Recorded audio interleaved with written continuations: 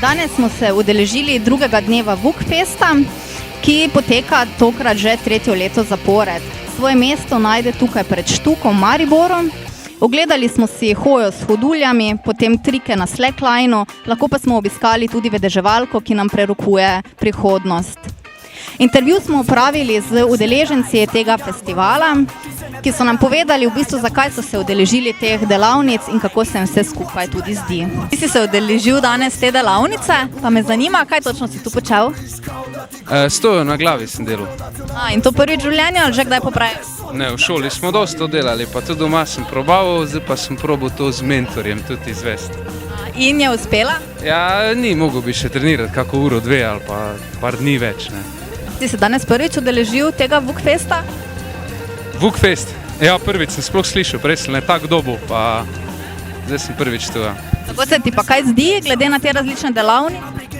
Super je taka stvar, nema, to bi non-stop nekaj takega moglo biti, samo študenti so bolj tak, da sedijo na Štuku na piru pa gledajo, kaj so to neki čudaki, ne. To je danes tu prva delavnica, ki si se udeležil, še misliš mogoče kam drugam iti? Šlogan je prej šel, samo je toliko bab tam, da po moje do jutra ne bo placa tega. Malo prej sem vas videla, kako ste spretni na hoduljah, pa me zanima, kako dolgo se že ukvarjate s tem? Približno 6 let. 6 let. In kako to, da ste se odločili za ta šport? Ja, to pa zaradi tega, ker je to zelo, zelo star šport in sem želel, da se malo to obnovi.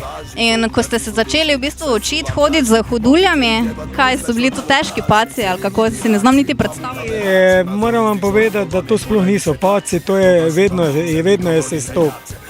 Se ne spominja, da bi nekdo zdaj padal, ker pač toliko časa ima, da pač pa to je, v tem je ravno cela poanta, ne, da ti gledaš, kje boš se stopil, ne.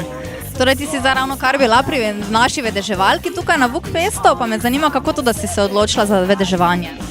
Pa ne, take stvari me zelo interesirajo, no.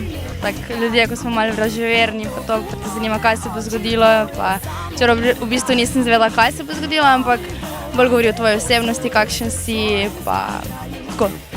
Pa je zadelal polno? Ja, je kar. Kako dolgo se že ukvarjaš s tem slacklinom? 2 leti. 2 leti? Kdo pa te je navdušil? Zato mislim, kako si začela, kje so tvoji začetki? Moj brat. A kaj je v bistvu tu tisto pomembno, no, da se obdržiš na... Težje. Ravnotežja je glavna stvar, ne, tu da imaš motorika, tudi vse deluje, ne. A kdaj si se navdušil na tem? Pred kakim letom. Ja. Kolikokrat pa recimo treniraš, kolikokrat na teden? Enkrat najbolj. Samo enkrat, kaj si pol naravni talent ali kaj? Tako je. Kaj pa vse znaš? Ne vem, se tu ti liki imajo kakšna imena? Imajo imena, samo ne znam nekaj ekstra, tisto osnova. Ja. Dobro, hvala.